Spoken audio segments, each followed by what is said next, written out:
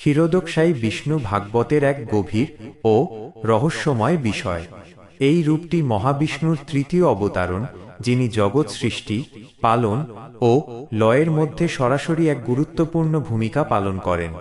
ভাগবত, পুরাণ এবং উপনিষদে যেভাবে বর্ণনা পাওয়া যায়, ক্ষীরোদকশায়ী বিষ্ণুর আবির্ভাব ও কার্যধারা অত্যন্ত বিস্তৃত ও গূঢ়। তার নামের মধ্যেই লুকানো আছে তার অবস্থান।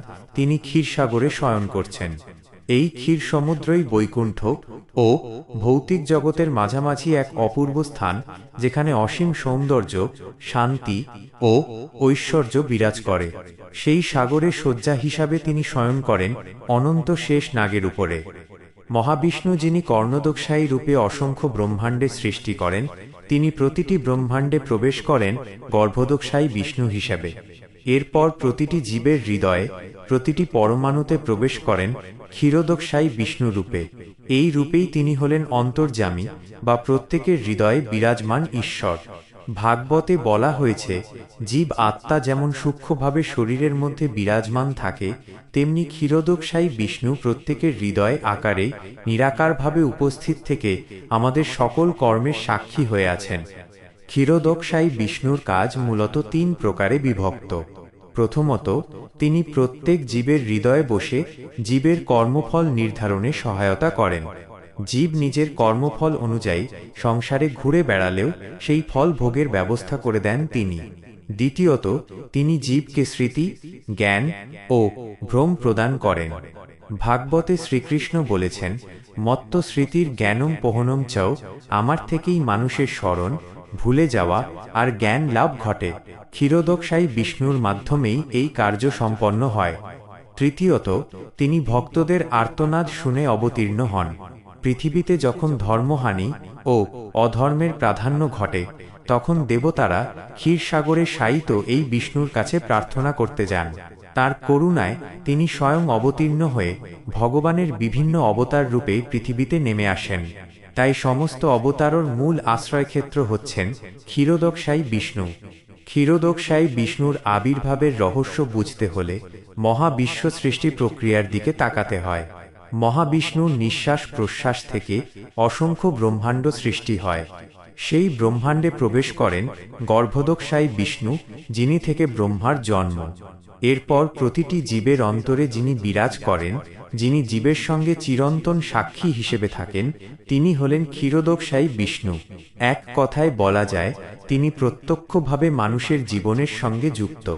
ক্ষীরোদকশায়ী বিষ্ণুর আসন ক্ষীরসাগরে। সেই সাগরের চারপাশে বৈকুণ্ঠলোকের আভাস পাওয়া যায়। দেবতারা যখনই মহাজাগতিক কোনো সংকটে পড়েন, তারা সবাই একত্রিত হয়ে ক্ষীরসাগরে যান এবং ভগবানের আরাধনা করেন। সেখানেই ভগবান তাদের অনুরোধ শুনে দয়াপরবশ হয়ে অবতার গ্রহণের সিদ্ধান্ত নেন। শ্রীরামের আবির্ভাব হোক, নৃসিংহদেবের আবির্ভাব হোক কিংবা শ্রীকৃষ্ণের, সবকিছুর মূল উৎস এই ক্ষীরোদকশায়ী বিষ্ণুর আশীর্বাদ। তার রূপশোভা অদ্ভুত ও অতুলনীয়। তিনি শ্বেতবর্ণ, অতি সুন্দর, চার হাতে শঙ্খ, চক্র, গদা ও পদ্ম ধারণ করেন। তাঁর বক্ষ দেশে শ্রীলক্ষ্মী সর্বদা বিরাজমান। এই রূপই হলেন সেই বিষ্ণু, যাকে ভক্তরা নারায়ণ, হরি রূপে কল্পনা করে ধ্যান করেন। ভাগবত মতে ক্ষীরোদকশায়ী বিষ্ণুই হচ্ছেন সেই সুপ্রিম সোল বা পরমাত্মা, যিনি প্রতিটি জীবের সঙ্গে আছেন। আমরা যে যতদূর ভগবানের নিকট যেতে পারি, তার সর্বাধিক সরাসরি যোগাযোগ হয় এই রূপের সঙ্গে। কারণ তিনি আমাদের হৃদয়ে বিরাজ করে আমাদের প্রতিটি প্রার্থনা শুনছেন। তার আবির্ভাব আসলে ভক্তের ডাকের প্রতিফলন। ভগবান নিজে আমাদের জন্য হৃদয়ের ভিতরে অবস্থান করছেন। আমরা যদি তাকে স্মরণ করি, প্রার্থনা করি, ভক্তিভাবে ডাকি, তবে তিনি আত্মপ্রকাশ করেন। তাই ক্ষীরোদকশায়ী বিষ্ণুর আরেকটি বিশেষ কাজ হচ্ছে ভক্তের আহ্বানে সাড়া দেওয়া। আরেকটি দিক হল, ক্ষীরোদকশায়ী বিষ্ণু অবতারদের মূল কারণ হলেও তিনি নিজে সরাসরি পৃথিবীতে সবসময় অবতীর্ণ হন না। তিনি বিভিন্ন রূপে প্রকাশিত হয়ে থাকেন। এক অর্থে তিনি পরমাত্মা রূপে সর্বদা বিরাজ করছেন। সংক্ষেপে বলতে গেলে, ক্ষীরোদকশায়ী বিষ্ণুর কাজ হচ্ছে সকল জীবের অন্তরে অবস্থান করে তাদের কর্মফল নিশ্চিত করা তাদের জ্ঞান ও স্মৃতির উৎস হওয়া এবং দেবতাদের প্রার্থনায় বিভিন্ন অবতারের মাধ্যমে পৃথিবীতে ধর্ম রক্ষা করা। তার আবির্ভাবের মহিমা এতটাই গভীর যে মানব জীবনের প্রতিটি মুহূর্তে আমরা সরাসরি তার সংস্পর্শে আছি, যদিও তাকে চোখে দেখতে পাই না। তার নাম ক্ষীরোদকশায়ী এই কারণে যে তিনি ক্ষীর সমুদ্রের উপর শয়ন করেন।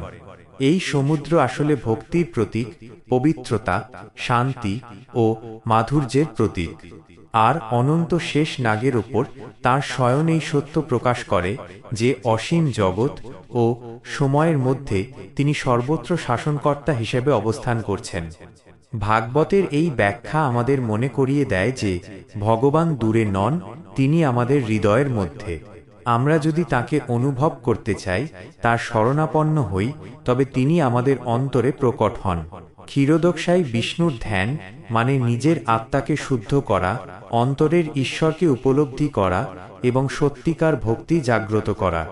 ক্ষীরোদকশায়ী বিষ্ণু হলেন পরমাত্মা বা পরমেশ্বরের একটি বিশেষ রূপ, যিনি সমস্ত জীবের হৃদয়ে অন্তর্যামী হিসেবে অবস্থান করেন। হিন্দু ধর্মের বিভিন্ন পুরাণ ও উপনিষদে তার এই ভূমিকার বিশদ বর্ণনা পাওয়া যায়। ক্ষীরোদকশায়ী বিষ্ণু আসলে ভগবান বিষ্ণুর তৃতীয় প্রকাশ। প্রথম প্রকাশ হলেন মহাবিষ্ণু বা কারণোদকশায়ী বিষ্ণু, যিনি মহাবিশ্ব সৃষ্টির কারণ। দ্বিতীয় রূপ হলেন গর্ভোদকশায়ী বিষ্ণু, যিনি প্রতিটি ব্রহ্মাণ্ডে প্রবেশ করে তার ভিতরের শৃঙ্খলা রক্ষা করেন। আর তৃতীয় রূপটি হলেন এই ক্ষীরোদকশায়ী বিষ্ণু, যিনি প্রতিটি জীব ও বস্তুর মধ্যে প্রবেশ করে অন্তরাত্মা রূপে বিরাজ করেন। ক্ষীরোদকশায়ী বিষ্ণুর অবস্থান ও রূপ। ক্ষীরোদকশায়ী বিষ্ণুর বাসস্থান হল ক্ষীরসাগর।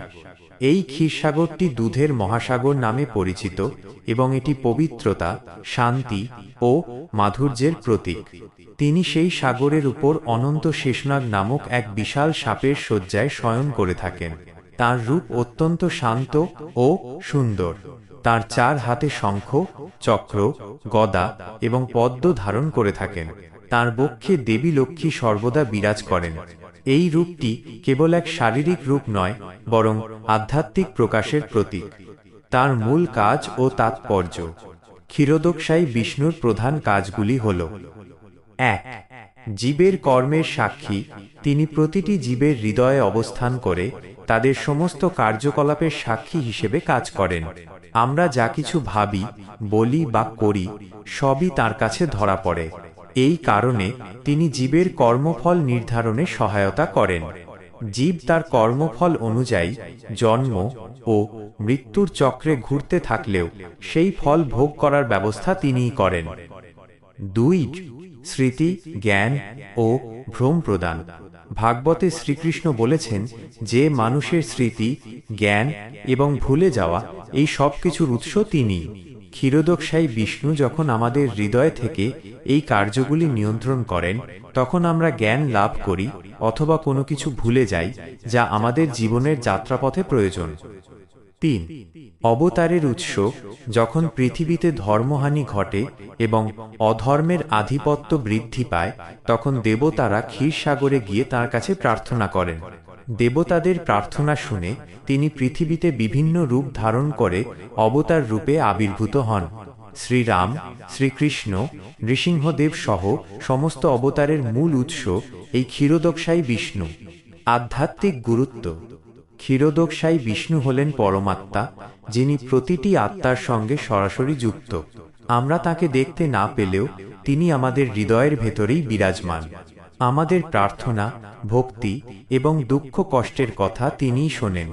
যখন একজন ভক্ত গভীরভাবে ঈশ্বরের সান্নিধ্য অনুভব করতে চায়, তখন ক্ষীরোদকশায়ী বিষ্ণুর এই রূপের ধ্যান করা হয়। তার এই রূপ আমাদের মনে করিয়ে দেয় যে ঈশ্বর আমাদের থেকে দূরে নন, বরং তিনি আমাদের জীবনের প্রতিটি মুহূর্তে আমাদের সঙ্গেই আছেন। ক্ষীরোদকশায়ী বিষ্ণুর শরণাপন্ন হওয়া মানে নিজের ভেতরের ঈশ্বরকে উপলব্ধি করা এবং আত্মাকে শুদ্ধ করা। হরে কৃষ্ণ। প্রিয় ভক্তবৃন্দ, আপনারা দেখছেন ভক্তিলিঙ্ক চ্যানেল।